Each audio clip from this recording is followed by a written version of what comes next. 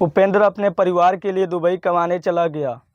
पति के दुबई चले जाने के बाद पत्नी अपने देवर के दोस्त से अवैध संबंध में पकड़ी गई। अवैध रिश्तों का पता घर वालों को चला तो परिवार वालों ने मंदिर में दोनों को कसम खिलाया और समझाया कि अब दोनों बात मत करना। कसम की नाराजगी ने प्रेमी सीताराम को इतना मजबूर कर दिया कि सीताराम उपेंद्र के घर में घुसकर उसकी पत्नी की हत्या कर दी। क्या है पूरी घटना, चलिए इस वीडियो में जानने की कोशिश करते हैं। मैं हूं नितेश और आप देख रहे हैं नितेश समाचार डेस्क।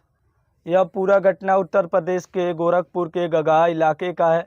उपेंद्र, जिसकी शादी 2022 में खुशबू नाम की लड़की से होती है, शादी होने के बाद उपेंद्र के भाई के दोस्त सीताराम, जिसका घर उपेंद्र के घर से 500 मीटर की दूरी पर थी। उपेंद्र खुशबू से शादी करके जब उसको अपने घर लाया तब से सीताराम का उपेंद्र के घर आना जाना शुरू हो गया, जिससे उपेंद्र और खुशबू के बीच कई बार विवाद भी हुआ। घर में हुए इस विवाद को लेकर पंचायत भी हुआ। पंचायत होने के बाद 5 मार्च 2026 को उपेंद्र वापस दुबई कमाने चला गया। पति को दुबई चले जाने के बाद खुशबू को बहुत खुशी हुई कि अब तो कोई मुझे सीताराम से बात करने के लिए रोक नहीं सकता और ना ही किसी को इस बात की भनक लगेगी। लेकिन एक दिन परिवार वालों को भनक लगी, लेकिन भनक की जानकारी खुशबू का पति अपने भाई को दिया। भाई ने अपने माता पिता को बताया कि उपेंद्र की पत्नी मेरे दोस्त सीताराम के अफेयर में पड़ी है। परिवार वाले खुशबू को काफ़ी समझाया और कहा कि बात करना बंद कर दो। यहाँ तक कि खुशबू का देवर भी समझाया कि आपकी शादी मेरे भाई से हुई है तो ये सब बातें करना बंद कर दो। लेकिन खुशबू नहीं समझी और बातें करती रही। फिर से एक दिन पकड़ी गई तो उपेंद्र के माता पिता ने सोचा कि अगर इन लोगों का यही ड्रामा लंबे समय तक चला तो एक दिन गांव वाले जान जाएंगे। अगर गांव वाले जाने तो हमारी इज्जत मिट्टी में मिल जाएगी। तो उपेंद्र के माता पिता ने एक फैसला किया, प्रेमी और प्रेमिका को मंदिर पर बुलाया जाए।